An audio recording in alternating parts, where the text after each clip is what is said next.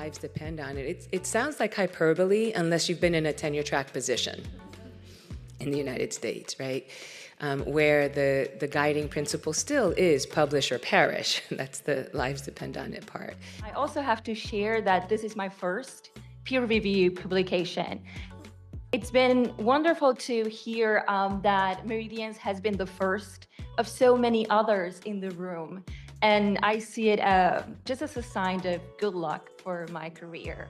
It's been wonderful. Start off by thanking Meridians for publishing my first refereed article way back in 2002. I cannot say enough about the impact that this publication had on my career, on my my sense of legitimacy, as an academic, as a scholar. I've had a very rich and rewarding career in academia, and Meridians was there at the beginning. So thank you. The acknowledgement from the acceptance from Meridians and the validation of it, I think really really made me feel that what I had to say as a historian was in conversation with other fields, with scholars beyond what felt like a very narrow area of the academy, which is just modern African history.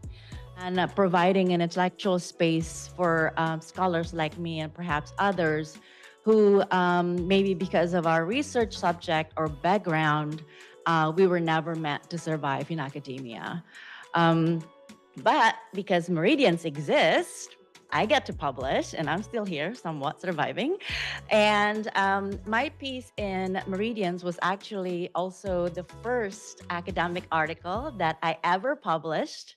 So Meridians will always have that special place in my heart. So thank you. Like many others before, I have to share that publishing in Meridians was my first article ever peer-reviewed. Cincinnati, we have experienced the shutdown of our centers. So women's studies, LGBTQ studies, ethnic services program studies. We've also lost faculty associations, right? So it feels like a really dire political time, but also a time where centers feel really crucial. And so I'm really grateful to be here, to be kind of thinking in a center of transnational feminists here. But I also feel like it gives some hope to our community and students who have lost their centers and their places of Cincinnati. That first question, like, what does it really mean, publishing in Meridians?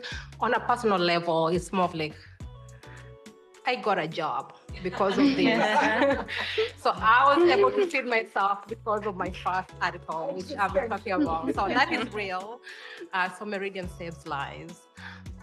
Get in this idea that Meridians was always this inclusive space.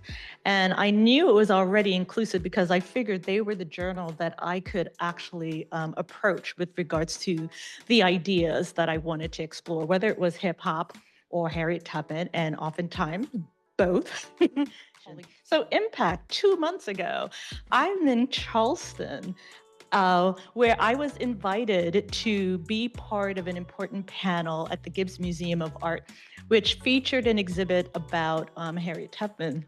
And I was invited specifically because they read my Meridians article, Between Fantasy and Reality. So impact. Story. I too was first published in Meridians.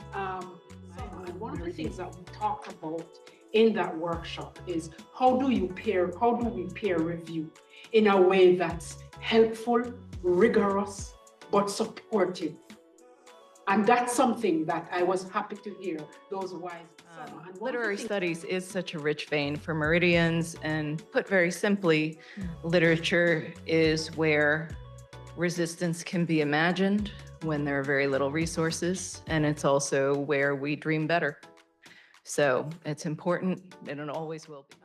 Literary studies. It was also one of my first publications, not my very first, but probably my second. So it is actually quite interesting to see that there are so many people here who've had that experience. And it was a delightful one. I really very much enjoyed the process. And, that article went on to become, the segment of a chapter from my first book. It's a kind of radical acceptance that is both in the journal and of the journal, and yet it's a journal with high standards. So what does it mean to be a journal that is both elite but not elitist?